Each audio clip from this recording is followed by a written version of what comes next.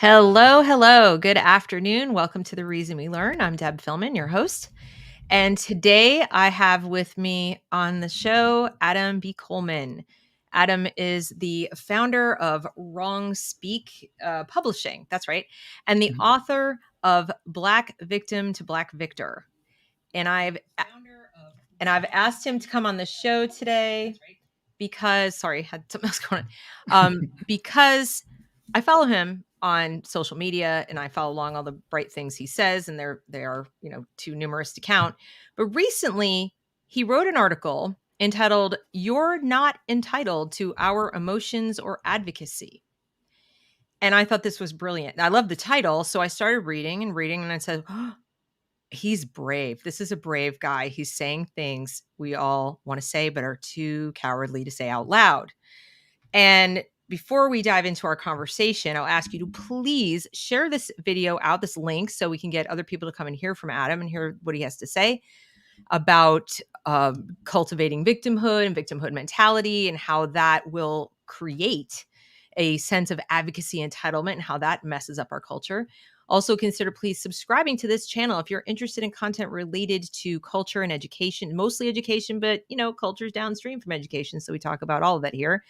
And, like the video, comment in the feed if you have specific questions. We'll try to get to those as they come up. Without further ado, welcome, Adam. Thank you for being here. Thank you for having me. I appreciate it. You're very welcome. So this article, you say, I'm just going to read a little bit from it in case people haven't read it. Mhm. You say, is it possible to care about something without caring about it? This sounds like an odd question to ask, but to me, it makes perfect sense. There is always tragedy happening around the world, and with the growth of the internet, we all know about some of them. Logically and abstractly, I care about if people are hurt or dying unnecessarily. I would never cheer on their demise. However, I don't care. The phrase "I don't care" sounds extremely harsh to say in response to tragedy because we aren't allowed to vocalize this anymore. There used to be a time when someone else's issue was just that, their issue. For example, if there's some conflict happening in the Middle East, I don't like that there's conflict and people may be dying unnecessarily, yet I still don't care. What prompted you to decide to sit down and type out these words and type out this concept and make it public? Actually, it was a very specific event. There was someone that I would interact with occasionally, and we had for an online relationship, it was fine. Mhm. But then the Dave Chappelle skit or sketch, or I'm sorry, stand-up routine, his, came out. It became a whole big controversy. But for the most part, the controversy was surrounding the trans and all that whole thing. But for this person, it had to do with the Jewish joke that he had made, and I was like, okay. And they wanted to send me links and show me all these different things as to what the deeper meaning to what he's talking about, how this is racist, or how this is horrible, and in a whole bunch of different ways. And I'm like,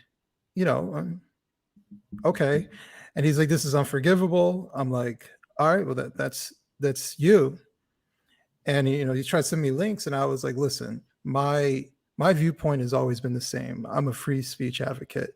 If you don't like it, don't listen to him. Move on. And he was like, he didn't like that answer, and basically he blocked me right after that.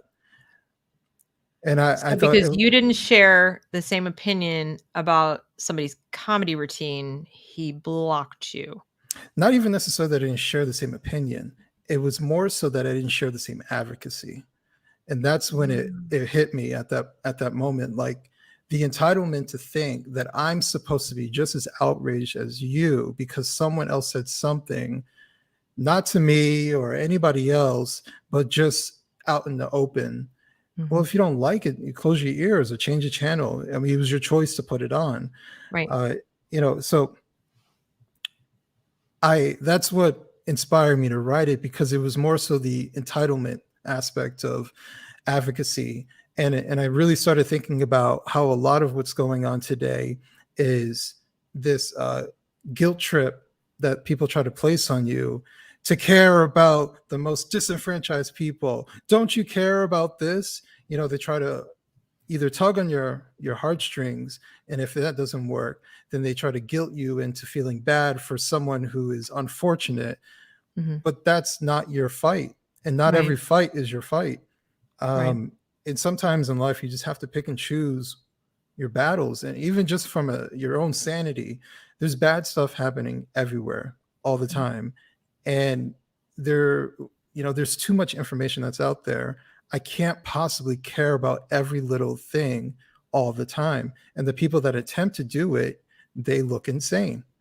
They're losing their minds too, which is why like you see like the crazy leftists, because they care about every single tragedy that happens across the world, even the imaginary tragedies, the imaginary oppression, the systemic oppression, all these different things that they're now supposed to dismantle. That one person, Shelley, who lives by herself in her one-bedroom apartment, supposed to change the world and advocate for everybody else. That is a lot to put on someone's shoulder, to care about every bad thing that happens in the world. Mm-hmm. And so, yeah, from my own sanity, I can't possibly care about everything that happens. Some things are not my fight. Middle East conflicts between, Israel and Palestine is not my fight. I know Jews and I know Palestinians. It's not my fight. You won't really see me have any commentary about it because it's not my fight. Right. Just like I don't expect, someone who, let's say, might be white, to all of a sudden drop everything that they're doing to care about every little thing that happens towards Black people. Mm-hmm. Some things are our issue, if Right. you want to look at our demographics. Right. But there's this expectation that everybody must stop what they're doing and become an advocate for Black people. Right. And I think it's unnecessary, because not only is it not my fight to get into other people's issues, but no one really deserves to have other people fight their fight. Some things need to be fought on their own, whether it be individually or within a particular group or community or whatever it may be. But yeah, I think the entitlement towards advocacy is one of the biggest issues that we don't really realize is happening. And that entitlement seems to create conflict, not just interpersonal conflict between individuals, but it also creates cultural, little culture battles and conflict across communities, even sometimes, large groups of people, thousands of people. Because if you're sort of insufficiently supportive, we all remember those images last summer of people making the rounds to restaurants and that had outdoor seating, right? And they were, demanding that people put their fists in the air while they're trying to eat their food. And, it was obviously oppressive because, people couldn't do what they wanted to do, and they're getting up in their faces. And it's funny to me because a lot of those same people doing those things will say, well, you're selfish. I'm like, well, which is selfish really? The person who won't let me eat my dinner when you don't know me and I don't know you. In other words, like they don't know if that person didn't just write a check that morning for $1,000 to that same organization. Like you don't know that person might have just visited their dying mother in the hospital. Like people don't know other people's individual stories. And as you say, it's a lot to ask of anybody to care about your particular issue, never mind to demand it. It seems like they're sort of projecting like, well, you're selfish. Well, actually, I'm not the one asking you to do something. You're demanding that I do something. It Right. seems kind of backwards.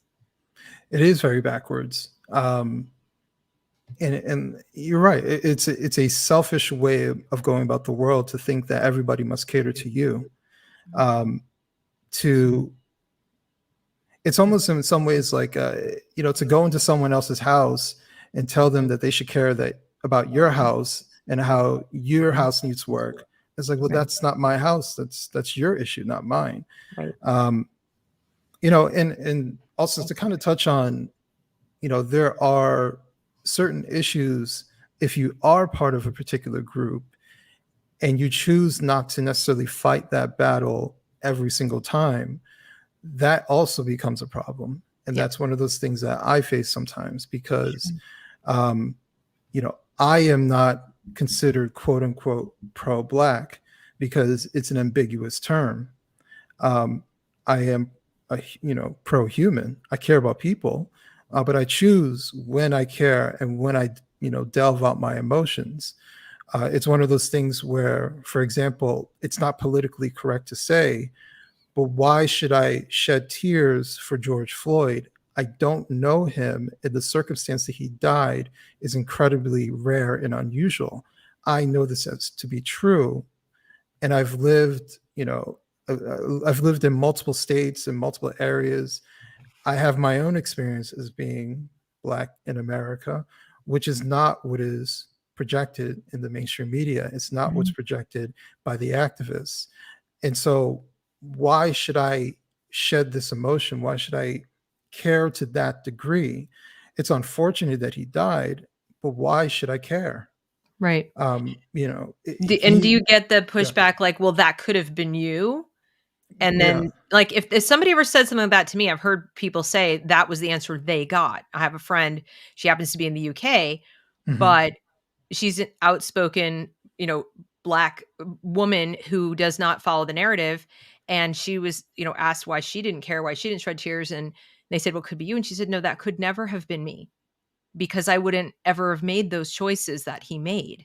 Exactly. And I wouldn't be where he was and I wouldn't be doing the things that he was doing. So that sort of group of events could not happen to me. Maybe something different, but don't put me in that position just because of the color of my skin. And that seems like another entitlement, that you accept your membership in a group you never asked to be a member of. And by that, I mean a political group, not just literally, what you look like. Yes. And also there's this political blackness, that phrase is kind of thrown around, where you have to be politically Black, which means that there is a monolithic way of being Black in a political fashion. And it dives away from criticisms of those ways to have some sort of resolution for Black people. And who gets to choose that? But see, this all comes back to like questioning things. Are you allowed to question these things? Am I allowed to question why I should care about criminals who get killed by the police because of their own doing? Why should I care about Minnesota's police department? I don't live in Minnesota.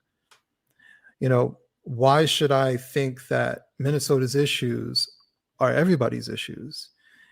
And part of this plays into how the media portrays things. They portray that police issues happen everywhere all the time, especially where Black people live.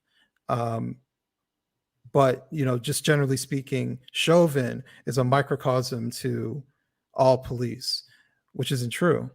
The vast majority of this country is pretty suburban or rural. It's there are even the distinctions between rural and urban areas. Policing is completely different between the two. So all these things are very nuanced and you have to look into it, but we're told to be emotional all the time about everything. And we're not allowed to use certain levels of logic without appearing to be as someone who doesn't care in general, rather than not caring about a very specific situation for a very specific scenario. And I personally, I just think it's kind of strange to cry about somebody that I've never met. I think there are maybe special circumstances for very influential people who are very impactful in the world. I understand, like, let's say Princess Diana, when she died, she was impactful for the world. I understand what she symbolized. I understand why people who never personally met her felt her impact. Those type of things I understand. After MLK died, I understand why people were sad because of that. But those are the exceptions. Sure. That's not the rule. So in general, I'm saddened to hear when certain people go through certain situations, but I don't care to cry about that particular situation or make that my personal trauma. Hmm. How does so how do you think that connects to the victim conscious or victimhood? Because in our culture right now, I'll go right out and say we're celebrating victimhood. We are taking Mhm. anybody who can claim to be a victim or suffer trauma of any kind, as long as they can attach these labels, which of course, been broadened out to encompass almost everything. Like I fell down today and skinned my knee is trauma. But Mhm. um when we do that, how does that create, or because you've made that point that cultivates this, that creates this entitlement thing. How does that work in your mind? Like, How does being a victim yeah, work? like so if we sort of encourage that sensibility of victimhood, or that it's Mhm. virtuous to be a victim, how are we then cultivating that sense of entitlement for advocacy? It seems like they go together. I mean, Well, is that your argument? Is that your contention that they do go together, or one kind of yes. feeds the other? Okay, okay, that's what I Yeah. thought. I just wanted to make And, sure I understood. and there's another way of kind of looking at it. I stated before, whenever there are victims, there are generally saviors. And it's a very Oh, codependent relationship. Victims need saviors. And who that savior is, whether it's a particular individual or the government or whoever it may be, there are people who are waiting for someone else to do for them rather than doing for themselves. And there are people who are legitimate victims of certain situations. However, you can talk to certain people who've experienced actual trauma, and they'll say, I'm a survivor of mhm, a situation. And it doesn't mean that what had happened to them didn't happen or it happened in a different way, but it's their mindset around it. I survived this particular situation. Um, and, to go towards my book, the reason I named it Black Victim and Victor, one of the ways that that title works is, when I look at Black American history, we are taught to see Black American history from a victim standpoint. mm, Look what was true. done to us. Look what was done to Black people during slavery, Jim Crow, all these different events that have happened. Look what was done to us. Rather than look what we were able to overcome. And that's a completely different mindset of looking. There is Correct. strength in overcoming obstacles.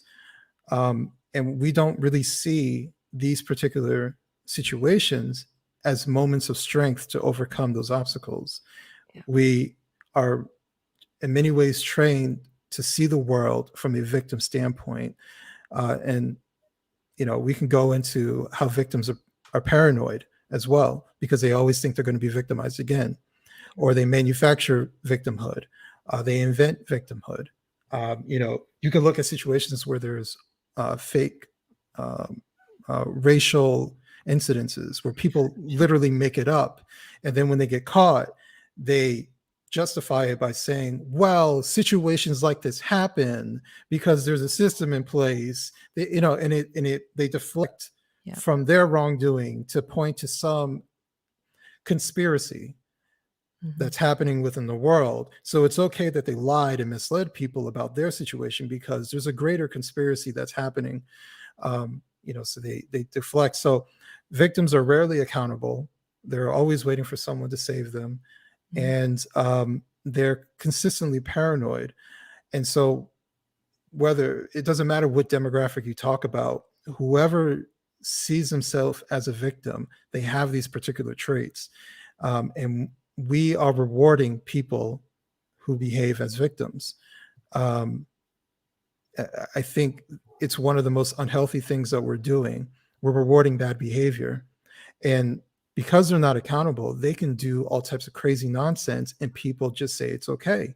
Mhm. When I look at, for example, last year, I would look at these different riots that were happening in Black neighborhoods, and everybody would pacify the bad behavior, no matter whether it was Black, white, whatever. They would pacify, well, it's a very emotional time. No, this is terrible. Or the police would stand down and do nothing. Right. It's a very pacifying way of approaching things. There is no order because they've been through a lot. Oh, I can understand, the community is going through something. No, that's not how you help people. You don't help victims by allowing them to re-victimizing themselves and hurting other people because they're hurt, and not holding them accountable. And we don't take accountability as to be something that is loving. Mm-hmm. Yeah, but it is. It's why we discipline children. If you extrapolated from what you just described, Mm-hmm. and imagine that instead of it's tens of thousands of people burning down a city, it's your 5-year-old having a temper fit and throwing the lamp and smashing it into the coffee table, or whatever. Mm-hmm. Because maybe they got bullied at school, maybe something legit, okay, something really bad happened, whatever. That's still not a behavior you would want to encourage. That's not a healthy way for them to respond to something bad. That's when you as a parent would take them aside and say, look, your feelings of being hurt and frustrated are valid or understandable. Your reaction to those feelings is not, and there is a Right. big difference. And as I was listening to you speak about the way Black history is treated, I was thinking in my own mind, like, why I grew up Jewish. And I started to think, as you were talking, like, how was it different? Because Jewish people were obviously throughout history victimized. And it hit me, that was not how Jewish history was taught to me. I Mm-hmm. wasn't taught, and the Holocaust is pretty bad, right? No, I mean, first we have Passover every year. You sit down for dinner and you hear about the overcame and the Exodus story, right? And then the Holocaust too. Even like Schindler's List, it's a story of overcoming. It's a story of getting through it. It's a story of dealing with the ancestral squalor of being shoved in a ghetto, whatever. Even Mm-hmm. family stories were the same way, of not focused on the horrible people did bad things. It was, and then we came to America, and then we did this, and we kicked ass. It was like it was all about the overcoming side. So not only was I not afraid or paranoid, I was mindful, as I'm Right. sure many Black Americans are too. Like, I am different, and some people might not like me, and that's probably going to happen, and that's going to suck. But whatever. But it wasn't deterministic. It was just this thing that I needed to be aware of and so forth. But because my ancestor had overcome, so could I. Tomorrow could be better, blah, blah, blah. Um, Right. and that, I think, is really important when you teach children who they are. You need to remember that you are making a very important mark on that child's self-perception. Right. Right. Exactly. This is, we teach children how to see themselves in the world. And if we start children off by saying that you're in danger, and there's a whole demographic that doesn't like you just cause, um, that is a terrible way of viewing the world. Mhm, Um, and it's an utter lie. mhm, I can say that it's an utter lie today. Um, I wasn't alive, in the early 1900s, and I think sometimes to prove some point as to what's going on today, we always try to make some association with the past. But it's a dishonest way of making some sort of argument as to what's going on today. Uh, we can view what's happening today, and you can break it down as far as, you as an individual, if you're a Black person, has this happened to you? No.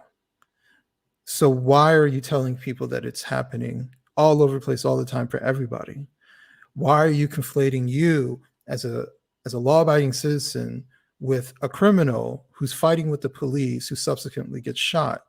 Why are you feeling some sort of kinship with that person? And the reason we do that is to hold on to that victimhood. It is a trained mechanism within the culture at this particular moment, or actually for decades, I would say. Throughout my entire life, I've met just about, I would say, most Black people that I've met. I don't want to say every Black person or anybody, but there's always this feeling of having to have that victim representation. mhm, You know, uh, it's a very it's a mild sense of paranoia at the very least, right? And it's an okay paranoia for you to have. It's okay for you to be weary of white people. It's okay because they did this and they did that, they did this, Sure. decades ago. It's all right. And imagine if you hold on to that and you meet someone who is white, who, let's say they're having a bad day or they're mean to you, they're legitimately a nasty person. You always have this thing in the back of your head: is it because I'm black? Right. And you don't know. And it's an unfair way of trying to look at every little situation that happens to you in your life. And imagine if you don't reach the levels that you think that you're supposed to reach, whether it be economically or business wise or relationship wise, whatever. Is it because I'm black? How come I didn't get that promotion, but they did? Oh, see, the white person got the promotion, but I didn't. How come there's not a lot of black people who work here? Is it because we're black? They don't want to hire more black. That's where like the whole conversation about racial disparities is such a dishonest way of talking about whether racism exists or it doesn't, because we pretend that 50% of the population is black. Right. Just because it seems like opposites of color, but I mean, we're not even white and we're not even black. You've got varying degrees of brown. You've got pink and beige, and it's like it's a kind of ridiculous. And then people are shocked to find out, especially children are shocked to find out how small the black population is in America because of the attention paid to this issue, which in no way mitigates racism. Like, if racism exists, but I think instead of focusing on the fact that it's a really bad idea that lives in people's heads and sometimes finds its way out into behaviors, sometimes not. And, we focus on things that are actually harder to fix, I think. In your own individual life, avoiding a racist person or even a racist group of people like the KKK or whatever is relatively easy compared to the system. It's like, wait, I live here, So if your contention is that people see some value even subconsciously in holding on to the victimhood, they would want to make it hard, like seem harder to deal with. Right? Because then that lends more legitimacy to the fact that they're not dealing with it. Yeah. And you know what? We've made and that's the other thing. When you think of this country in a optimistic way, you see, look at the progress that has been made. But if you look at it from a pessimistic way, it's still there. It's just different, right? So we went from overt racist actions as being the way that we can define racist behavior. And those overt racist actions are so few and far in between and socially unacceptable that in order to hold on to that victim narrative for Black Americans, we have to go to the covert actions. We have to go to the invisible, the systems, looking at statistical analysis to make some sort of racial discrimination point, which is easily disprovable, or at least at the very least you can argue it. All of this is trying to hold on to some sort of victim status within the country, and part of it has to do with, because there's power in victimhood. People cater to you, people do certain things for you, but constantly being the victim also overshadows actual victims, overshadows actual circumstances where people are being discriminated. Because now we have situations where, let's say, white cop, Black person assaulted by a cop or whatever, automatically it's racially motivated. Yeah. And so that happens enough where people are like, well, this person did X, Y, and Z. Like that's not racial. They just happen to be. That happens so frequently to the point where if there was a situation where the cop was racially motivated to do something towards a Black person, no one would believe it. People would be very skeptical of it. And that's unfortunate. Right. Just like someone who claims sexual assault, Yeah. but then, there's so many false ones to the point where someone says, well, this one, I don't know. And the person's like, it really happened to me. Right. So it just overshadows real situations that happens to people because, we've cried wolf far too many times, especially this past year. Right. It even if they are all real situations where at a minimum it's muddy. Yeah. Okay, like Philando Castile, where it's kind of like it's not so cut and dry, right? Where there's some where or even like Jacob Blake, where it's not an easy slam dunk one way or the other, right? You have to really know the details of the case. When the media and pundits and different people like sensationalize everything and render a judgment right away and all that kind of stuff, Mhm. what happens is even when they're legit, you still create cynicism. You've Mhm. got the people who turn into hard cynics like, oh, well, here we go again, right? And then you get the other side where, as you were pointing out, people start thinking this happens way more often than it does. Yeah. So it just distorts our perception of reality enough that people wanting to trade in victimhood get what they need, and people who are inclined, even unwittingly, to be like, I don't have time for this. Like, I don't have energy and space to care Right. about these victims, are turned off. And so then, like you said, when there is a need for people to step up and say, we aren't going to tolerate this, we want police reform for real, Mhm. all of us, the momentum for that, the will for that actually is ill served because Exactly. everybody's either exploiting it or ignoring it. It's not really going to get the attention it deserves. I see that happening with the George Floyd case. Actually, I'm still wondering whatever happened about police reform, like the real kind, Mhm. right? That I think we were all united in. That was bad what he did. We also knew it was rare, but it should be zero. It's like that particular scenario.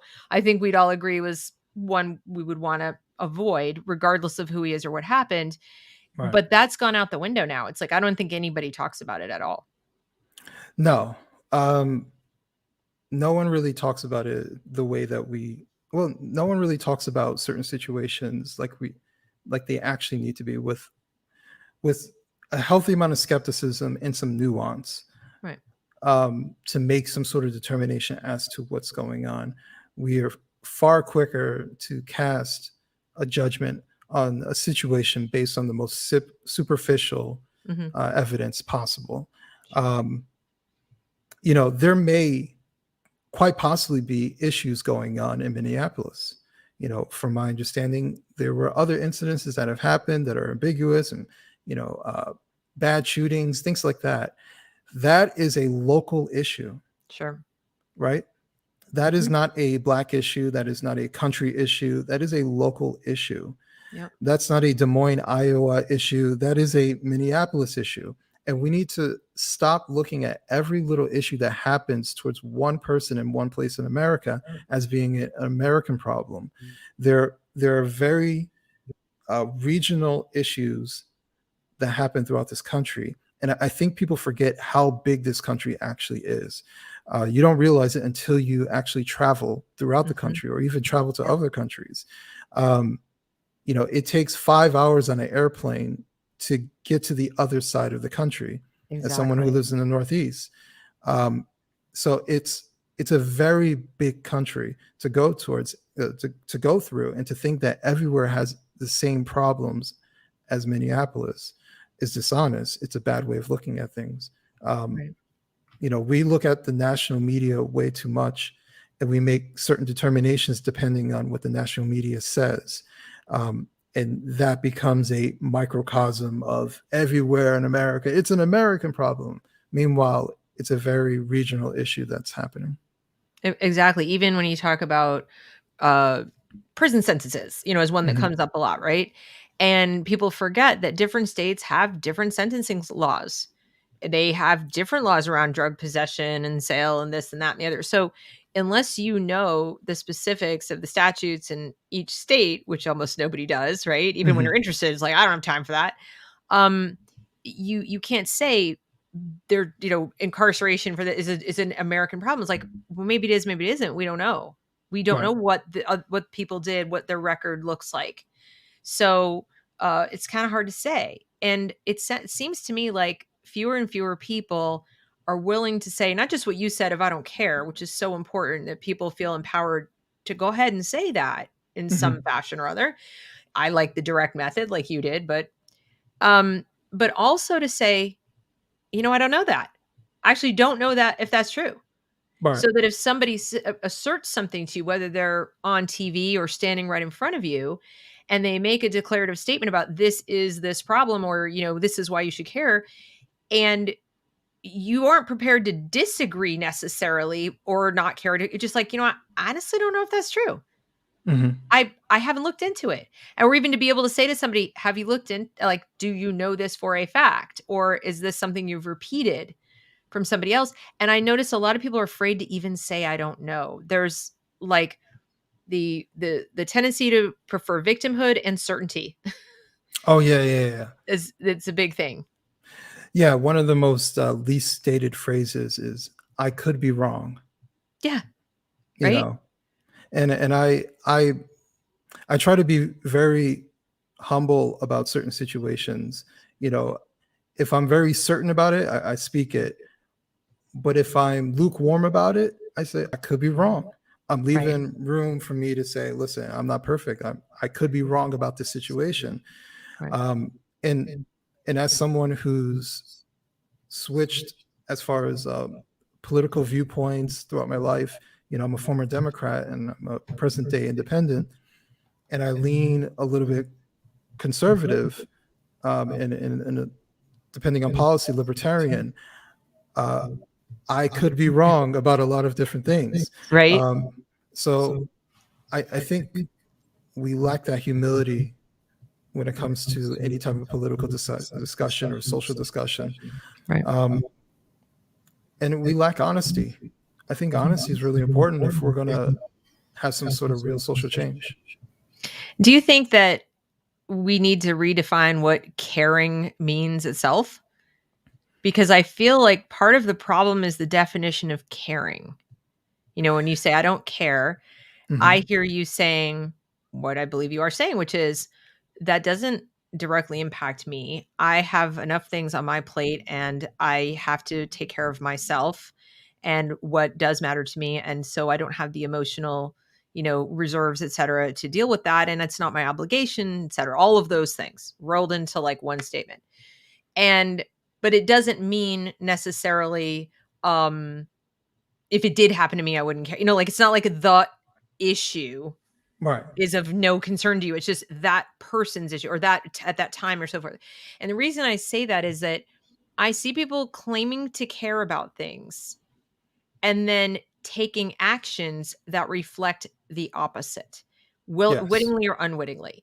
So, of course, monitoring education, they'll say we care so much about disparate outcomes of children, and we're looking at this achievement gap by race, et cetera.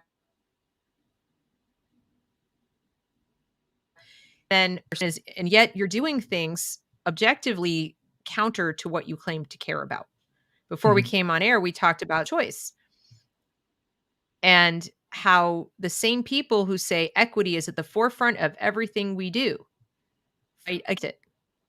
And yet people who have money and the so-called privilege that they claim they have already have school choice. People who don't. So if you genuinely care about this thing called equity, if that's true. So I'm only bringing this up as an example of when people say care, and I'm not sure they use the same definition of care that you and I would have. Well, I think part of the problem is that people aren't principled. Tell me more. Yeah, I mean, if you're principled about certain things, then it doesn't matter which political side it comes through on. And that's the problem. Everybody has their side, and everybody is an ideologue about something. And they're unable to be principled because they've placed a level of importance on their political affiliation more so than their personal principles. Right. personally speaking, I'm a Christian, and so my principles generally are based around my faith and what I think is morally right or wrong. Um, and outside of my Christian faith, I have certain personal principles. I don't care if it's the left or the right that states something in particular. If it violates my personal principles, I'm not for it. You know, if it's wrong when Democrats do it, it's wrong when Republicans do it. Right. You Exactly. know, Yeah. so but the problem is that we've become extremely politically tribal, and so we're unable to call out our own because it goes against the tribe. The tribe won't like it, and the majority. And this goes to whether it be politics or anything else. It could be race. It could be some sort of other culture. If you go against the tribe, people don't generally like it, and most people want to conform to go along with the flow of things. They don't want to be the nail that sticks out and gets hit by the hammer. So they're going to concede to the tribe, and it's very difficult to be a principled person because that means that you're going to have to push back against people that you may care about, that you may love. Um, but that's one of the things where, like, for me to sit down and write a book, I know that some of my viewpoints are not popular within my tribe, yet I'm principled enough to stick with it, explain myself in the best possible way. Right. But to go back to I don't care if you don't like it. This is my personal viewpoint.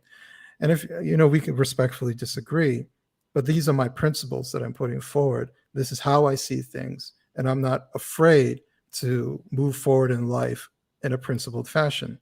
So if that ruffles feathers on both sides, then that generally means I'm doing something right. Right. Why do you think it is that so many people today, well, it may always have been the case, it just feels so much more prevalent, Mhm. are unprincipled or are tribal like that? What would be your guess why it's worse than I've seen it in my lifetime, and I'm in my 50s, so it just feels much worse. Um, I think the average person operates off of fear. I think people are fearful to sacrifice, fearful to speak up. I've had people tell me that I'm brave for doing certain things, but really, once you cross that side, it's not really that scary. Um, they just want you to think it's that scary. People show you the horror stories and they want you to think that's the norm. But speaking out is really not that bad. And being principled feels a hell of a lot better than lying to yourself every day and having to go along with what other people state, even though you're uncomfortable doing it, or staying silent when other people speak up for you, even though you know that's a lie, that's not the truth. That's one of the reasons why I wrote the book, because I got tired of the media speaking up for me. Meanwhile, I'm watching my country burn. People have emotional panic attacks on television, and the world's going slightly crazy. Um, so Yeah. I think being I, principled I, is extremely difficult to do from a lot of people. yeah, you just said something that resonated with me, where you said once you do it, you realize that not only wasn't as hard as I thought, it actually was incredibly easy, and Mhm. easier even than doing the opposite. Another thing we talked about before we went live is that I've been that, the emperor's naked person most of my life. And, I've Mhm. paid a certain price for it, but I wouldn't really have it any other way, because I found it incredibly difficult not to speak up and not to say things. Yeah. I felt like physically ill. Mhm. You don't sleep right. You don't, it eats at you. I suppose you'd have to have principles in the first place for that to happen, but I like to think I did. Even if they weren't clearly articulated, they lived somewhere in my brain. And I actually remember feeling like nauseated sitting in a meeting listening to things be said that I knew were wrong, and then having to find a polite way to say, I disagree with that. I think that's wrong, and stick my neck out there. And that yet, as soon as I did, no matter what was going to happen, and nothing good happened career wise, but I still felt better. That Yeah. nausea went away. And that stuck with me, and I kept doing it. Even though, like I said, I've been fired from jobs, but I kept doing it because I felt like I have to be true to myself first, or other bad things will happen. You know what I mean? Like, I looked at it as a blessing that I got let go from those jobs, because I wouldn't want to be kept around by people who would lie. I Mhm. wouldn't want to be working for people I couldn't respect. So it was things like that. And I think a lot of people, as you point out, are afraid of things that may never happen, first of all, or that if they did happen, so much the better. Like, if that's the kind of people they are, your friends, your family, your boss, whoever these people are that you're afraid will judge you, cancel you, cut, whatever it is. Um, why do you want to be around them? Yeah. Like, what is that, how you want to live your life in that lane? No, I agree with you. I think a lot of people want that social acceptance. Um, like I said, the vast majority of people are conformists. They want to be socially accepted. Right. Um, and it takes certain people who are okay with being the black sheep. For myself, there's been multiple ways that I've been considered a black sheep throughout my life. Um, and I'm perfectly fine with that. I think it came to a point where I started, in some ways, I took like a bit of a red pill to kind of look at the world in a much deeper way than I ever really looked at it before. Um, I consider myself a somewhat intelligent person, but when you don't have certain information given to you, it's hard to assess the world around you. Mhm. And from a political standpoint, like I've always thought pretty much the same way about race. I just think about it on a deeper level, but I was never a leftist or completely a victim. Um, you know, but when I look at my politics at a particular time, I never considered the other side of politics. I never took either side and kind of balanced them out between the two, because when I first got into politics, it was told to me that one party is for black people and the other party hates black people.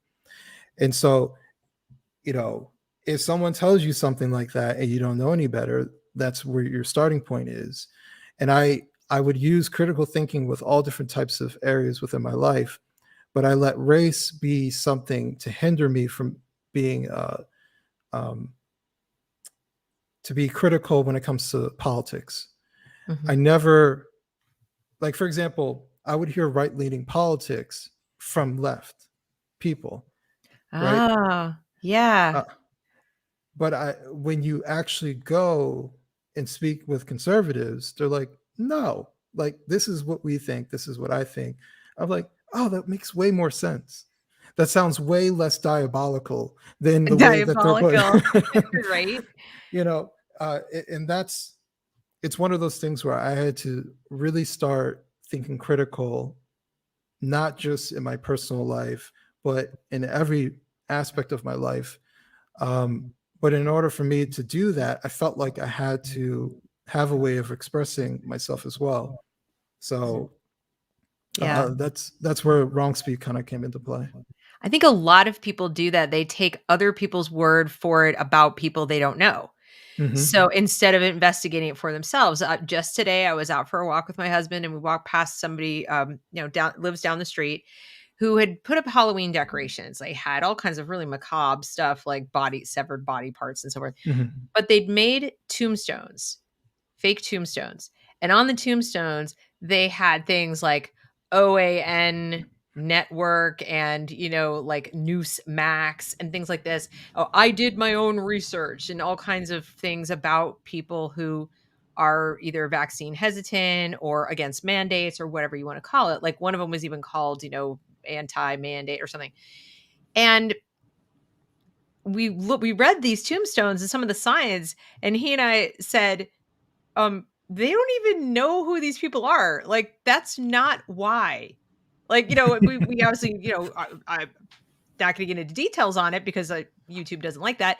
But it really hit me like they're describing a caricature of real people. They're not describing real people's views. And one of them was even like QCUE, Anon, and things like that. And it's just like you don't even know who you're talking about. You're talking about a cartoon character or a rendering of your enemy, so to speak, the other tribe that doesn't exist in real life. It doesn't. It really doesn't exist. Yeah, and it's funny because I think I tweeted out one time. I think it's funny how people think that Fox News is way more influential than it actually is. Yeah. Because you talk to conservatives and most of them don't really like Fox News. No. If anything, they like Tucker Carlson. They like one particular person. They're like, sometimes I watch Fox and Friends in the morning. That's it. They're not really fans of it. But the problem is it feels like that's the only station that even somewhat speaks to them. Like you said, it's a caricature. It's not real. And they don't understand even, Bill Maher pointed this out after Donald Trump won. And he was trying to explain to people, like, you don't get why he won. Like, you don't understand what happened. And it had less to do with him as a person or even his policies at the time and more to do with a reaction to being unheard. And I find it so interesting because the same people who refer to riots, for example, they cherry pick an MLK quote, like, as if it was, like I'm going to like strain this out of all context. We don't need that, that rioting is the language of the unheard, or I think it's something like that. But that wasn't, first of all, a thumbs up, go do it. Yeah. That's not what it was. And they dropped all the context. But they will say that and say that this is what people do when they're unheard. Like, well, what do you think people do when they're unheard? They vote for people who claim to hear them, or people do things if they don't feel like they're represented. They don't feel like they're being listened to. So maybe it's a good idea in general for all of us to take that into account in our interactions. So that person who came to you and was demanding that, here are the links, here are the, be an advocate, forget the agreement, just be an advocate with.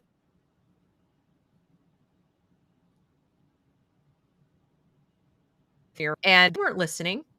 Why did they think you weren't responding? They didn't seem to care. And the problem is that if that repeats several thousand times between now and the next election, between now and the next anything, whatever, you probably act accordingly, right? People do that. There seems to be a lack of appreciation for how actual humans actually respond when they're not immediately responding. In other words, if you're not reactive, then people act like you're never going to react in any way, shape, or form. You're just a lump of clay.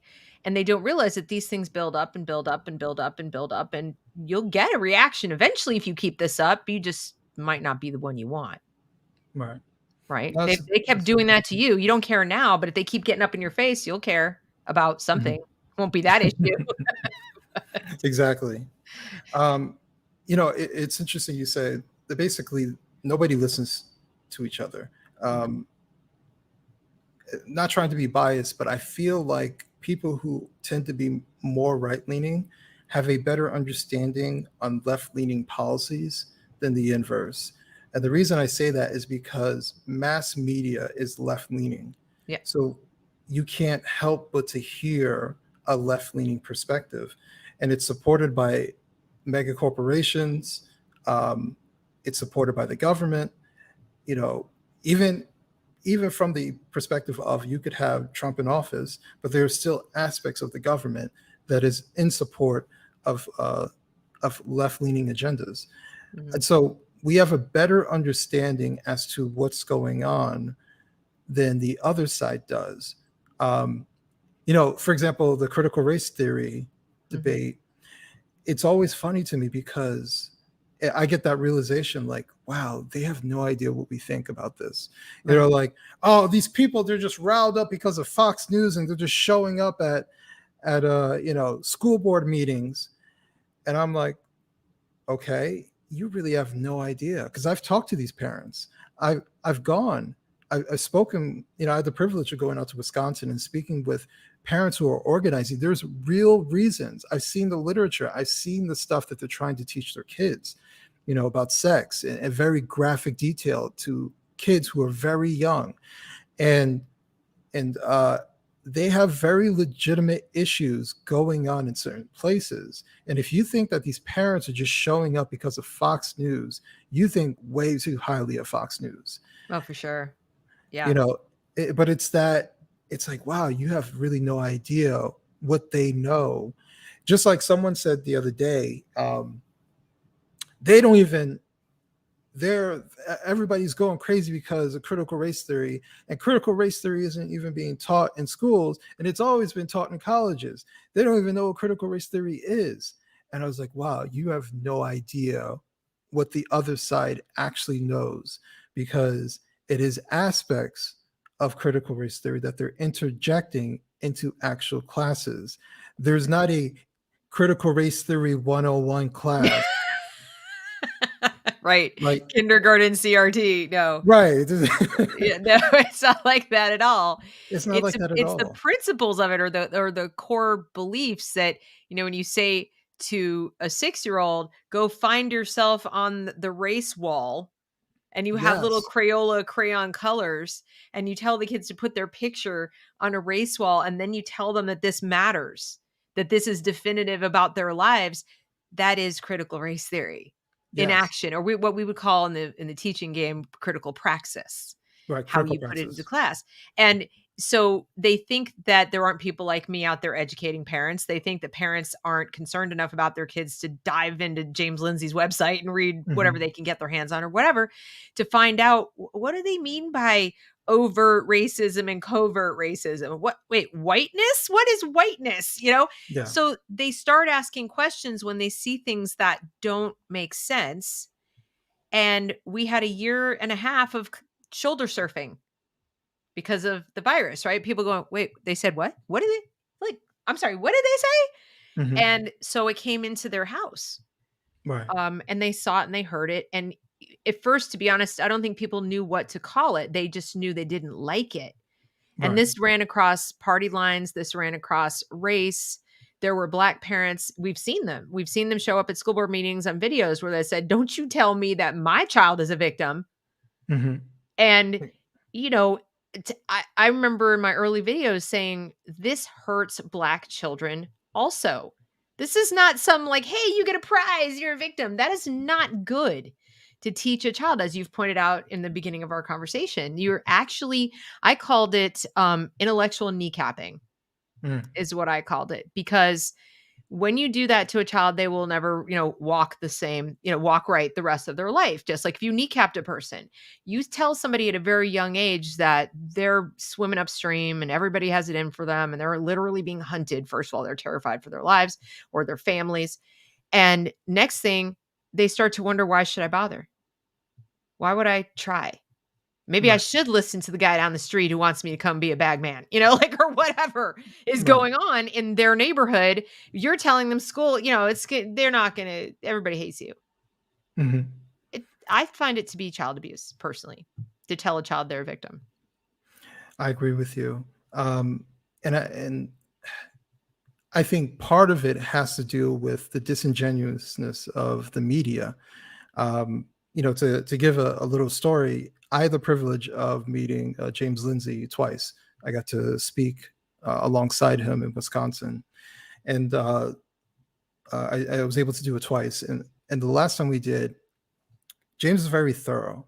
Mhm. It wasn't even just me; it was four of us who were talking, generally speaking, about critical race theory and viewpoints on race within America and what we find wrong with it. But James Lindsay has read all the literature; he knows the stuff inside out, and he explains it in great detail, and it's understandable, right? And this event is over an hour, right? And a month or so goes by, and I find out that there was a reporter that was there with the local paper. I can't remember which one it was. Um, and I'm reading the article because they had mentioned my name, and they mentioned a quote from what I stated. And I'm just like, whatever, I'm just reading through it. But at the very end, they said, this event was over an hour, but they never stated where critical race theory is being taught in Wisconsin. And I was like, how disingenuous of a statement to state that. And you're the reporter. Right. Who did you ask? Because I could tell you, we had lawmakers there, we had citizen activists who were there. One particular person, she is running for school board, and she's also going to legislature to tell them about specific situations that are happening.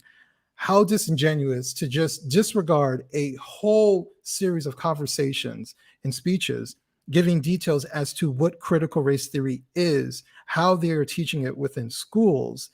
And you're there as a reporter and you ask no one where it's being taught within the schools.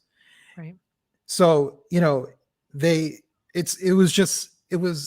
was amazing to me that your one job is to ask questions and report on what's going on. You don't even do that. And that's your job as a reporter. And that's with the local paper. Right. On the national news level, they're not even doing that. They're inserting what people are experiencing. They're showing people angry, right, in these 3-second snippets of one person who is yelling about something. See how unhinged the right is? They're trying to discredit people. And now those riots were mostly peaceful, though. Right. Those riots no were unhinged people there. No unhinged people whatsoever. And now they're trying to call them domestic terrorists because they are concerned parents about real things going on. Teachers giving books with pornography. It's animated, but it's pornography. Right. Showing children doing certain things within a book to an adult. That is pornography to the nth degree. That is being put in classrooms, or it's put in libraries within these schools. And to very young children, these are legitimate concerns, and no one just asks the question, right? They always assume that the other side is just filled with reactionary idiots, and they don't know what's really going on, and they're watching Newsmax and Fox News. And I bet you the people who say you're watching Newsmax have never watched Newsmax. I can almost guarantee you that is true. Yeah. And the thing, they also never stopped to think about or ask, or maybe they did and they just blew right by it because it didn't fit some narrative that they wanted to push, is that parents for a very long time were pushing reopen the schools. You recall that? We have such short memories in America, but I remember. And so as we were learning about critical race theory in the schools, or actually I should say, first it was a reopen movement, like reopen the schools. The kids are not getting sick. The kids are not at risk, but they are at risk of mental health problems if they're locked out of school, et cetera, and the learning loss and everything. And then as the kids were home, because they were refusing to open the schools, like we're not.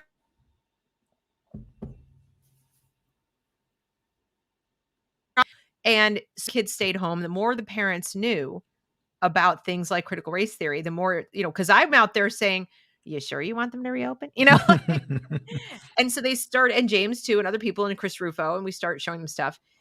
But they've completely forgotten that why would parents who are so eager to be able to go back to work, to have their kids be around their friends, to have their kids learn, to be able, to feel like, hey, isn't school the place where you're supposed to learn things and grow? And, time is ticking. Okay. They're missing out on all this stuff and whatever. I've got to go to a job.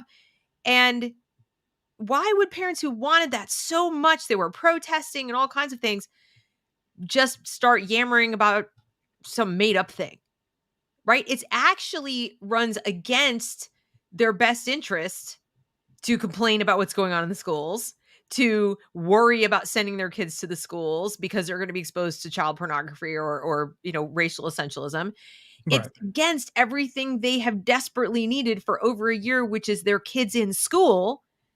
And yet no reporter is going, I wonder if this is real. Because, parents who didn't care, or parents who were just political activists, would just be like, all right, go to school. Like they wouldn't get this fired up. Parents have nothing to gain.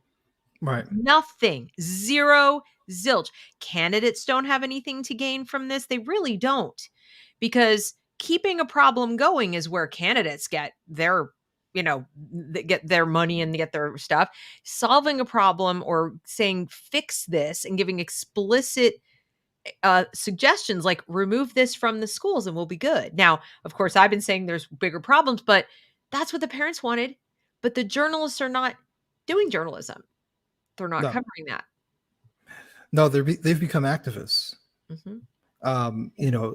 We have activism within journalism, which renders it useless. It's unfortunate because I'm sure there are good journalists who are out there, but the bad ones, the disingenuous ones, get a lot of airtime, have a lot of influence. They got blue check marks next to their name, and they spew divisive things and mislead people as to understand the concerns about half of the population within this country. So unfortunately, the media in many ways has been compromised. Mm-hmm. In my last article, I wrote about how, there are many instances where the media refuses, for example, to call out the CCP. Yeah. Why don't so much for caring about real victims? Right.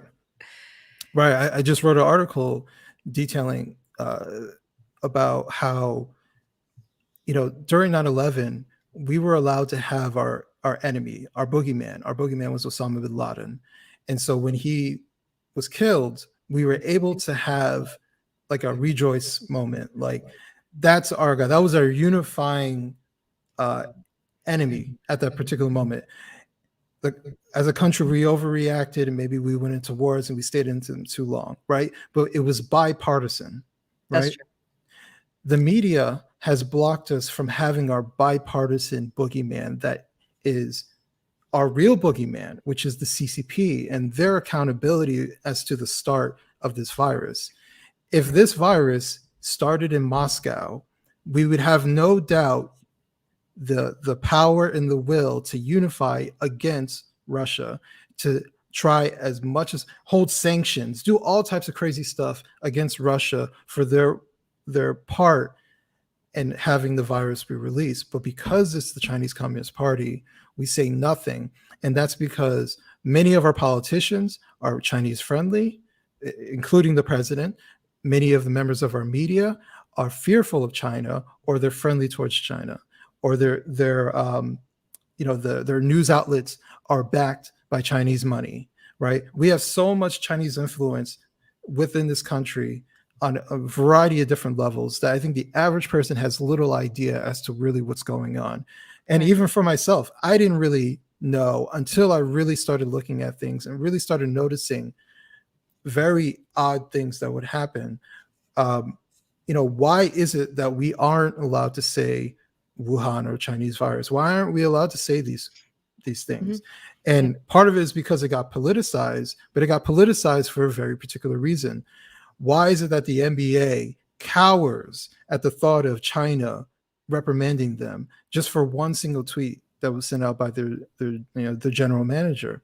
And that's because everybody who is in a strong, powerful position within this country is scared to death about the CCP, and they've all been compromised.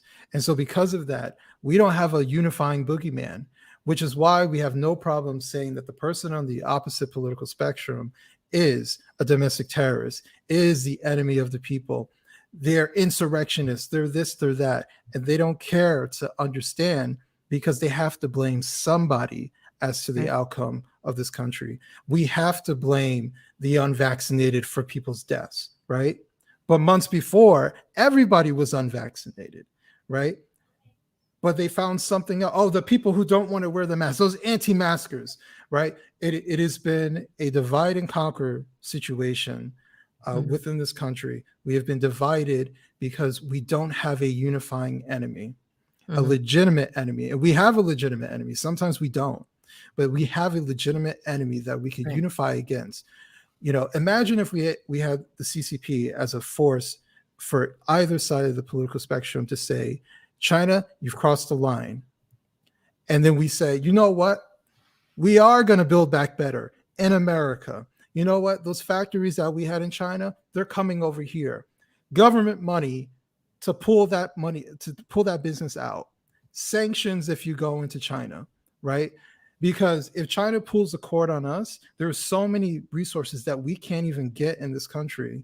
Essentials. If China pull the rug out from us, we have medical supplies that aren't made here. We have medical equipment that aren't made here. We have pharmaceutical products that aren't made here. And that's all in China. And so we are screwed because of our negligence to understand that China has a long game and they have been winning and they're continually winning. And China has a hand in our division. And we 100%. Just don't, we have no willingness to understand that. They are loving that there's racial division.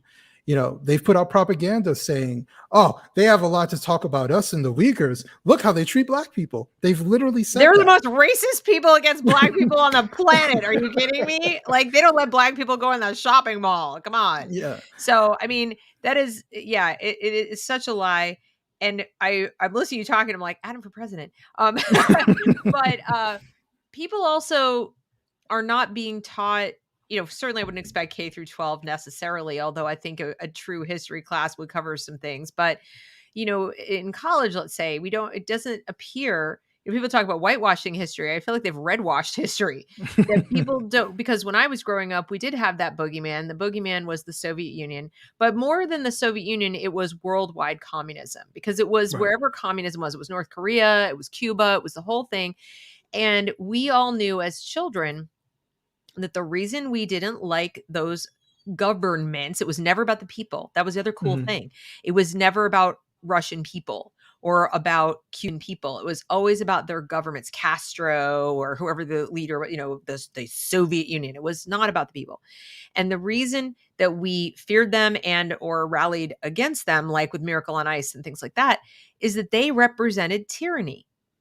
They represented the biggest boogeyman of all, which was loss of individual liberty. So that's what I came up in. I grew up in the 70s and 80s. And so for me, it's like in my DNA to recognize when personal liberty is threatened, to find that to be the worst boogeyman that ever was. It's irrespective of race, right? Because Cuba is, and parts of South America and so forth, every place you could find communism, they weren't necessarily white. Soviet Union, most of it was, but a lot of other countries, no. And communism was worldwide. So we were afraid of it. And we were taught that. We were taught that it was to be feared. And like I said, but the reason it was to be feared is that our freedom was precious and our freedom was tenuous. And if we didn't learn about it and if we didn't cherish it, it could be gone. And what I see now is people taking their liberties for granted to the point of throwing them away with both hands, as if somehow if I submit to this and I submit to that and I submit to the other, I will get all my other freedoms back. And the person or the group, you talk about tribes, the group that consistently wins the day in the sort of public debate, whether it's mainstream media or entertainment, is the one that has cast itself as the victim more effectively. So kind of getting back to your whole argument that, people are dying of this virus. Like, people are dying of lots of things. There are people who are dying of untreated cancers. There are people who are dying of heartbreak and suicide and drug addiction. And people die, first of all. And then there are people dying at a more rapid clip from the consequences of you being afraid of people dying. Right.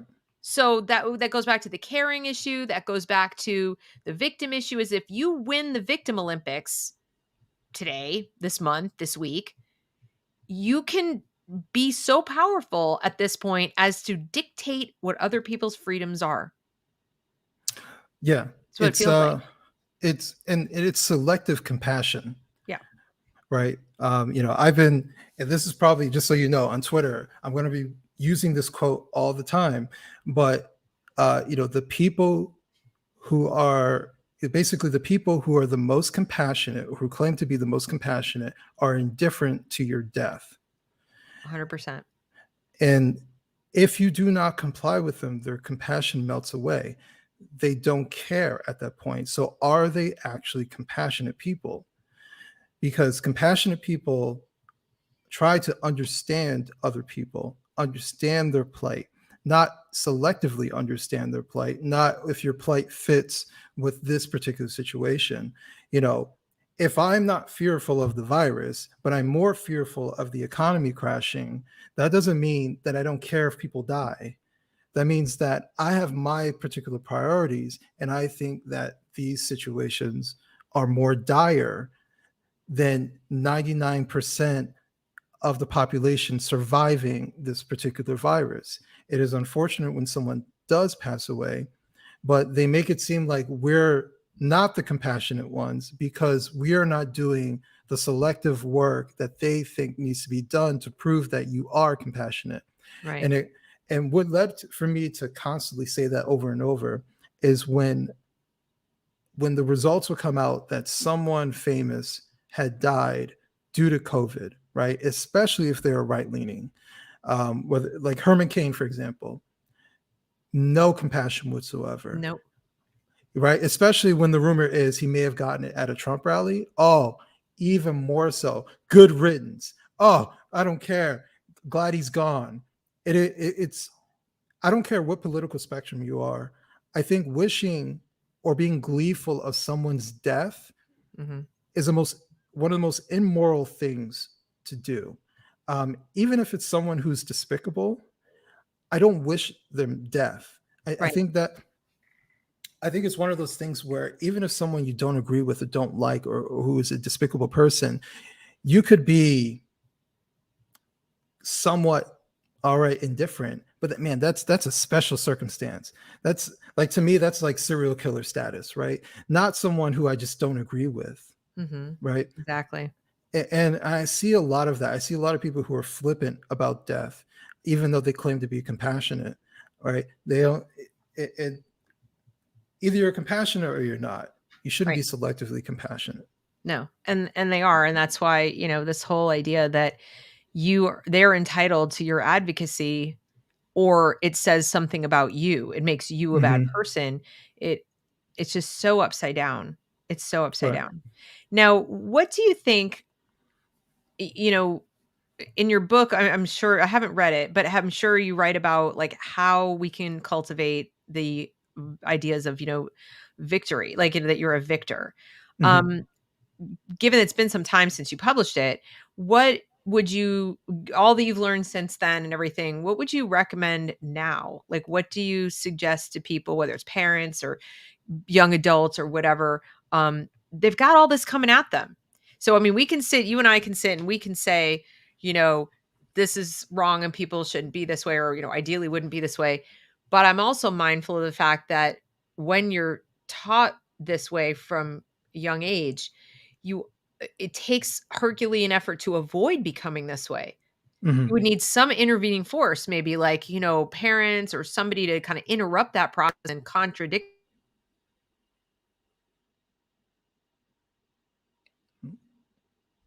church friends, relatives. So what do you recommend to parents to kind of get between their kids and these messages, or even for young people who are getting dragged down into the crab bucket? What makes a victor? Well, for one, you got to be open to other perspectives, right? You may initially disagree with certain things, but sometimes it takes one piece of information to kind of change your life. Um, I detail in the book what happened to me from a political perspective. You know, um, I kind of told you how race led me to being more left leaning and left leaning policies, even though if you were to at the time break down what I think about certain things, I had holes in my arguments, Right. or actually I didn't agree with certain things, right? But nevertheless, I still was on that particular side. But there was someone that I had met. This is not me bragging. I had been traveling throughout Europe for a number of years, and I met an English guy who is in a bar in Madrid, and I say it's one of those kind of like divine interventions, because the game I was there to watch was over, and the beautiful sun was out, and then all of a sudden it was torrential downpour. Oh my And God. so I was like, you know what, I'm gonna sit here and stay and watch the game. And he happened to be there to watch the next game, and we started talking. We kept in contact, and he was pro Brexit. I found this out later on, and so I had already had that good rapport with him, right? And so when he said that, I was like, that's interesting, because I thought Brexit was for these racist white people in England. And he stated to me almost verbatim that the United States would never allow for an outside governing body to dictate what it does. Mm-hmm. And I was like, that's a really good point. That makes perfect sense as to why you as an English person would be for leaving the European Union. Right. And that was one of those things where kind of like cracked my viewpoint, and I started becoming more open. He actually introduced me to Thomas Sowell, and I had never heard of Thomas Sowell. Lo, are you not like physically introduced you? If you met Thomas Sowell, I was gonna be like, "Can I touch you?" He's only like a hero of mine. So yeah, no, just his books. Oh, his book. Okay, yeah. But I never heard of him.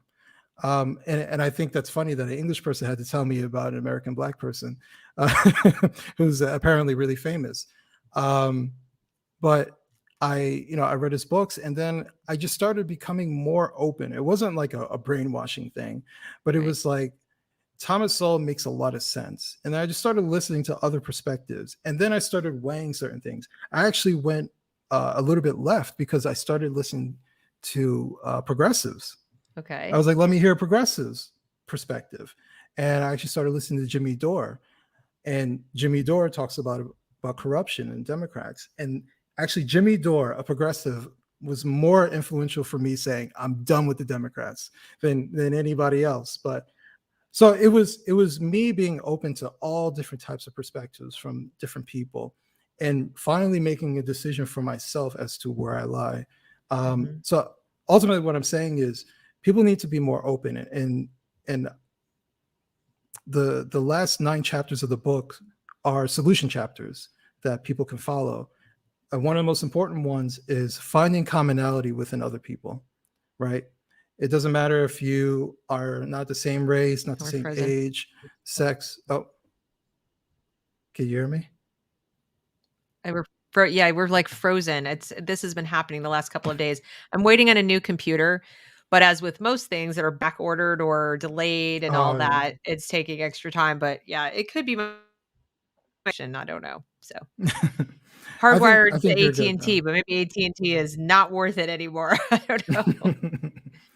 All right, I think I'm sorry. Go ahead, continue. Yeah.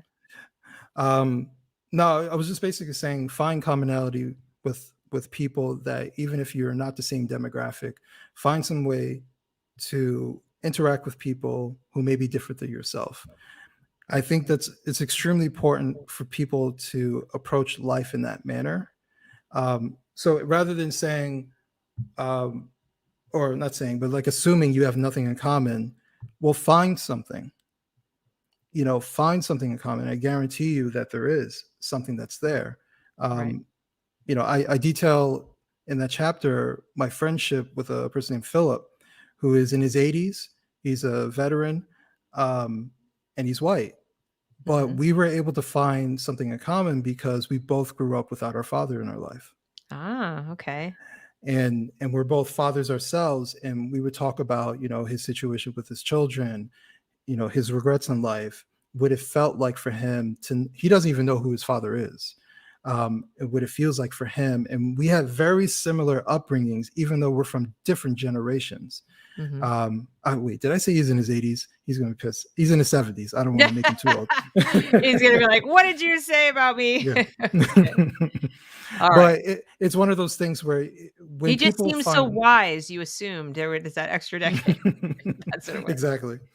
But you want to find something that you can associate yourself with within other people. And I think that's the way to truly bridge the gap, regardless of your demographic or political ideology or whatever it may be, Right. between other people. Yeah, I think that's a really good point. Sort of expose yourself to other things. And especially for those people who don't feel like they had the greatest education. Hmm. Um, I've noticed even though I had a good education on paper, I've learned more since I finished formal education Yeah. than during my formal education. People say, yes, but it's only because you knew how because of that. I'm like, honestly, I knew how to read. I mean, like the knowing how to think and all that. Okay, fair enough. And I may have gotten that more from, my dad or somebody like that sort of pushing me to, question things. So that does help. But let's just say if you arrive at that point in your life at whatever age where you start to have doubts, Hmm. it just takes the smallest crack where you're like, that might not be true. Like, or wait a minute, they said this and then that turned out to be true. Like that is kind of like a red flag, right? And where that's your cue to use what skills you've got to Hmm. go getting more info. At least gut check it. Like, find out. What I notice a lot of people doing is you can see that doubt forming and then they double down on shutting out the other information. You see it on social media all the time. Yeah. So you'll see people like you who are very articulate and you'll make arguments that are, rational and you don't get heated and you don't, like call people names or anything. You say, well, and you can almost tell that people in comments are like kind of sort of softening a little bit, but then they'll come back like, well, you're just an idiot, or, not to you, but like to other people, they just, Hmm. hammer it home. And I think, what's going on in your head that you are fighting harder to keep this than to find out what's on the other side of it? And that I don't know. I don't have the answer, but I guess if I had access to people or, certainly I wouldn't teach any young person any of this garbage in the first place. I would want them to be open to looking at different arguments and form their own opinions. But Hmm. I feel like it's an addiction. Do you ever feel like it's like a drug? Yes.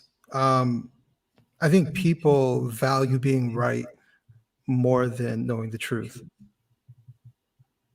Um, Yeah. and I value knowing the truth more than being right. And Yeah. I admit when I'm wrong. I think someone who is willing to grow as an individual can recognize their limitations. Um, and I clearly have my limitations. I know where my lane is, and I don't try to encroach on it. Um, I have no desire to be liked by every person that ever meets me. Right. So I have no desire to make myself bigger than I actually am. I'm a person. I'm an individual. I have my own viewpoints. You can agree with them. You can disagree with them. Right. I try my best to be cordial with people, but at the same time, like their words don't really bother me, like they think it may. Um, I mean, we could go down the psychological route. Right. It's Which, like probably a whole other show, but yeah. it just feels, well, when you start thinking about victims and you start thinking about victors, there is a psychological component probably, and it might start very early, which again goes back to why I think it's so important what we do teach in schools. Mhm. Because you have adults with a captive audience of minors who are spending more hours a day with these adults than with the adults who love them. Right. Right. And so the ideas that go into their heads or that swirl around them or that are encouraged, in terms of conversation and how they get disciplined and what they get disciplined about, that becomes sort of primary. I hear from parents all the time who tell me they had a child. I had Keisha King was on here yesterday, and she said, her younger daughter, when she went to school, was like just full of life and energy. And I love to learn and everything's awesome. And started coming home from school sort of down and, kind of like surly and using language that she didn't like. And like, what? I didn't teach you this. Like, where did this come Mhm. from?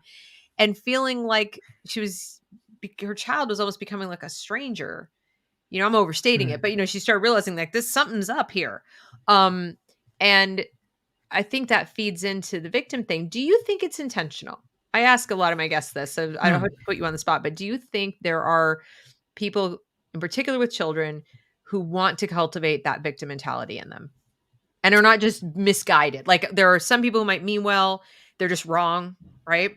And they're misguided and they have tunnel vision. And then I wonder if there are people who are like this. Maybe I'm just more optimistic, but I think that there are more people who are misguided than malicious. Okay. Nevertheless, the results could be the same, unfortunately. Yeah. Um, Yeah. that's what I think in a lot of these situations with the teachers who, for them, let's say you go to a liberal arts school and you learn for 4 years, all this diversity and inclusion and all these different things. You think you're trying to help people, right? Sure. Because you've been trained for years to think in this particular way. And so why wouldn't you want to help children? Right? Because the way you're thinking, this is the best way of going about it. But Sure. it's about the results. Thanos thought he was saving civilization by killing half of civilization. Yeah, it's so messed up. And he's a hero to some people in real life. They Of actually course he consider is. him the hero of the story, which is terrifying. Yeah. I mean, it's crazy, but there are people who are like radical environmentalists who will say like, yeah, Thanos is a great guy, good idea. And I'm like, and then they'll say stuff like that. And then they wonder why other people, because there's, for reaction, they wonder why other people will develop theories about, or Mhm. some other thing where they're saying like, what if some of those people, you know what I mean? Because you can't really say things like that out loud and not have people on the other side wondering if they're being poisoned or if the bad is happening, right? So they're not getting these ideas out of nowhere. They're not getting from Fox News, first of all, and they're not getting it out No. of nowhere. When you say things like, you better agree with me or I don't care if you die, or if you don't make the choices I make, then you should be denied, pick a topic, you should be Mhm. denied everything. Then people start to feel like you're literally trying to victimize them and they'll react accordingly. Right. Right. So we also have that. We have people who are literal victims of other people's force or what have you. And like you said, they're not being recognized because of this other stuff. And the other thing it just hit me to bring up the other thing about victims. Um, Imagine you've been told that your existence is subpar, right? And that you're someone who can't have power. Like how they redefine racism to mean Yeah. discrimination or hatred plus power. Right. Prejudice plus power, right? It's the infatuation with power, right? And part of the reason is because they feel like they're powerless people, which makes them even more dangerous when they do get into positions of power because they abuse it. They feel like their entire existence has been without power, that their destiny has not been determined by themselves, that someone's been hindering them. And finally, they get into that position of power and they go overboard with it. They Yeah. abuse it. They're extremely dictatorish when it comes to that. And I see that, um, in some of these videos that they put out on the internet, the goal for them and they think it's perfectly fine for them to put out these videos of them publicly showing what they tell Are we children. frozen again? I think we're frozen. Are we frozen? Oh yeah. Oh. It's coming and going, but yeah, they do that. They're like bragging. Right, because they're flaunting their power. Yeah. And I don't think people really see it in that particular way. We think like, oh, this person's crazy, but what they're doing is, look what I can do and get away with it. I'm flaunting my power, and I'm using my power to change the world one child at a time. Everything, for people who believe in Marxist ideology, everything is in relation to power. Relationships are in relation to power. Job positions are in relationship to power. Everything to them is about power. Even when someone dies, they say rest in power, right? Everything to them is related to power. That is the most important thing to them, which is why they're always saying we're trying to shift the balance of power, Right. right? Everything to them is about power, and they're incredibly greedy for power because they've been trained to think that they're powerless. So they've been on a power diet apparently their entire lives, and now they're about to binge on it. And that's what's happening. People have been caving in to the people who they believe that they're victims, but they Right. don't realize how power hungry they are, how manipulative they are, and they'll do anything for power, and once they get it, they abuse it typically. Right. And I feel like some of the things we're doing, claiming to care about children or care about restoring proper balance of power or whatever it is we're Mhm. actually cultivating not just victims, but we're cultivating little sociopaths. So we're cultivating Mhm. these kinds of power hungry people because if you tell children the world is a zero sum game, they'll believe you. They have no frame of reference to disbelieve you. And then once you've got them believing that it's a zero sum game, it becomes a matter of survival, whether Right. they have power or not. And power, of course, is power over other people, not influence of them. And they don't talk about influence. And influence, of course, comes from persuasion more than power. And they don't talk about that. They simply talk about power. So when people, um, when people decide that the only way I can survive in this world is to have power over Mhm. others. Now, all their relationships, as you point out, all their relationships are going to be in that dynamic. It's just an incredibly unhealthy way to live. Or, as you point out, they could be the codependent. I need Mhm. to suck up to people in power so they'll like me, so they won't hurt me, so whatever. And this just doesn't end well.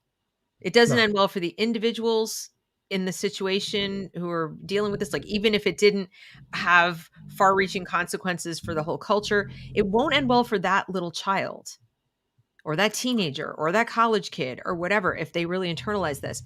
And it's hard for me, and being of a different generation, there's like a little generation gap too, because the one thing I have never wanted, in fact, when I hear the word power, I'm like, ew. It's just not something. Influence, yes.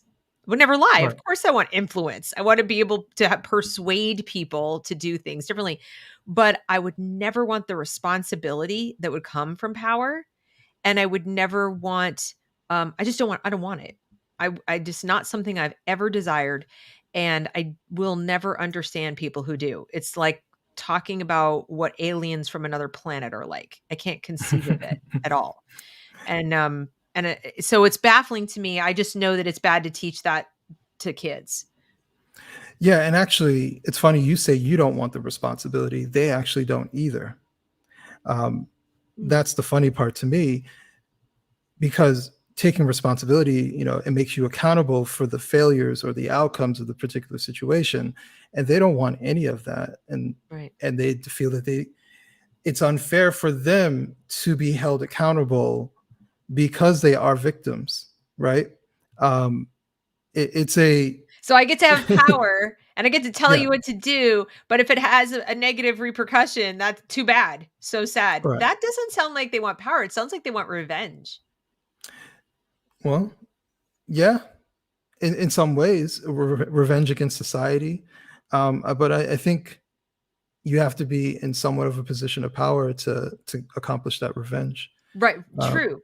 But yeah. I remember somebody, I don't know who it was some radio show host, but it was quite a number of years ago. I mean, at least 5, 6 years ago. And the comment was time you see the phrase just translate it to revenge. And the reason they said it, I don't think it was rushed, but it was something like that. And Mhm. they had reasons. It wasn't mark. It was people were how people were describing justice and what they used to describe even social. So it started to sound less like justice, where justice to me is somebody did something wrong and you can quantify that, and you can label, this is the person or this is the group and they did these wrong things directly, and now Mhm. we need justice, or they need to be properly punished or make recompense or do something like that, and then you have justice. Okay. But social justice, you can't make something just by doing something unjust. Even Martin Luther King talked about that, right? Right, You don't right. you don't get one from, yeah. So But so many activists were talking about, we got to take from this and take from that, and these don't deserve this, and nobody should be allowed to do that. And that sounds suspiciously like revenge, group revenge and group punishment, not like justice, Right. like revenge of the mob kind of thing. And what I'm seeing, these people who have the power, like you're saying, I'm exercising my power. Look at me. I'm flaunting my power. I'm his preschool teacher talking about sex to these preschool children. And that's Mhm. what they sound like. You don't even hear what is the good thing that came of this. How did this benefit that child's life? And who who was wronged who is now made whole? No one. Yeah. But it's interesting to see these people operating off the basis of revenge. Um, it's a completely, like you said, most of their behavior, objectively, regardless of ideology, their behavior is unhealthy. It's destructive. It's destructive to the individual, to the people that are around them. Um, and what I'm also fearful of is the oppression Olympics, Yeah. where anything and everything could be added on to a level of oppression that you experience. And one of those things that I think is the scariest one is mental disorder, Yes. They're right? putting it in their Because, bios. right, You're like, why? Why would you do that? right. And so to them, their mental disorder is just as permanent as my black skin, right? It is unfixable to them. It is unchangeable to them. And so much of their behavior and their worldview is that everything about the society is static, right? There's so many things that are unchangeable, right?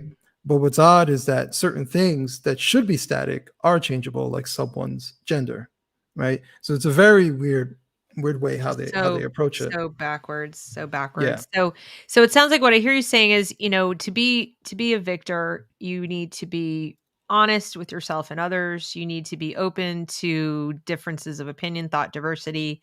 Hmm. Um, realistic about where your power actually lies and isn't, and what it is you want from other people. Hmm. And these are all tied back to have principles that you can check these things against. I think it would be hard to be a victor without principle, without having a core set of principles. It's not for anyone else to decide what those are, but you should probably figure out what yours are, right? Because then you have like Right. your own personal litmus test for your own thoughts and your own decisions and choices and things like that. And yeah, I think it would be difficult. If you don't have them, you're sort of blowing in the wind, like other people's opinions, or just fads. It's easier to kind of get attached to whatever's popular at the moment. Um, Right. and then, uh, I don't know. I get that. Does that sum it up pretty much? Like, what would be the things to think about? The last thing I would say is accountability.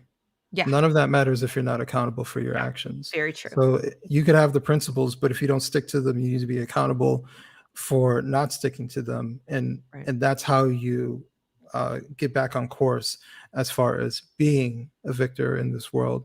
And I always try to see certain things in my life as what could I have done differently, or what could I have done better, right? Uh, for example, my ex-girlfriend broke up with me. What could I have done better in that situation? Absent of her, it is about me, because there is power, real power in accountability. Right. Because if I'm the one at fault, then that means I'm the one who can change it. Right. So, but you have to be accountable. It sounds scary at first, but once you do it, it's a freeing way of looking at the world. It's like, I messed up. I did that. That was my fault. So now that I recognize that, I'm being accountable for it, I can change it. Right. I can be principled again. Well, there's So a I think difference between personal power, which mhm, is goes inward towards like how much can I change my own life, my own mind, and my mhm, own actions, and the kind of power that we've been talking about as far as the outside world. I actually think the people who pursue the most power over others have the least personal power. They, as you pointed out, they're very insecure. They mhm, don't they aren't comfortable in their own skin. And I hate that expression, but they're really not in tune with who they are in a good way. So I think they lack personal power. And imagine what a different country at a minimum we would have if in school or at home we were teaching our kids the value of saying things like, I could be wrong, but then in the next breath, but here's what I think. And then having real safety in a classroom is being able to be wrong and not Mhm. allowing other kids to gang up on that person, but just go ahead. What is it that you think? And letting people say what they actually think, and then explore that openly without the teacher saying, well, that's wrong or dumb or whatever. So, Right. that I could be wrong. I'm sorry, like sincerely sorry. Now, there are two kinds, obviously. There's the kind where, I'm accountable. I made a mistake. I will fix it, or I will try to fix it, or I will just not do that thing again. Mhm. And then there's the I'm sorry where, sympathy. Like, I don't take on what is going on with you. Empathy, right? People talk about empathy, but you really can't empathize with people without harnessing some kind of negative thing inside yourself that is comparable to what they're. So if you really want to be empathetic all the time, you're going to be in a very negative headspace. Yeah. And that's asking a lot of people. But sympathy is fine. You're like, I'm sorry you feel that way. I'm sorry that you are experiencing that. And let that be good enough. So Mhm. there've been so many people where, they'll say, well, you're this and you're that and you don't do it. And I'm like, I'm sorry you feel that way. It's sincere. I am sorry they feel that way. But I'm also saying in a subtle way, and that is your feeling. Like that's not mine to take on to do. Right. I'm not accountable for that. And that's what I got out of your article. I'm not accountable for your feelings about this situation. I'm only accountable for mine and my actions and things that I do. And we've got to get back to recognizing like where we end and like other people begin, right? Absolutely. So I feel like I've taken up so much of your time, but I've really enjoyed this conversation because I feel like you have so much wisdom to impart on this topic.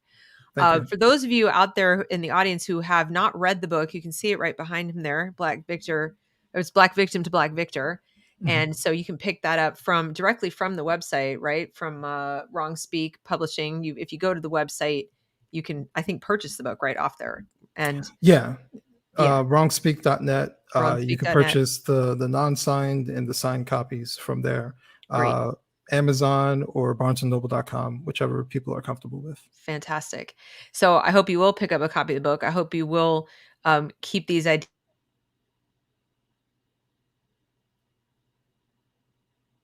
as you're related to education, in particular education and what we're teaching our kids. And the next time somebody says to you, like, oh, why you get so fired up about all these issues, or why this can be a victor. I want my child to be a victor in life and not a victim.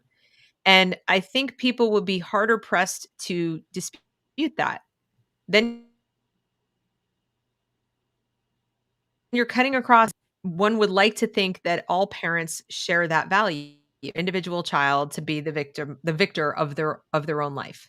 Whatever that life is going to be, whatever format that's going to take, that they shouldn't be beholden to other people or other people's ideas. So I hope you'll take at least that message. That's what I take away from it. And it's okay to say I don't care.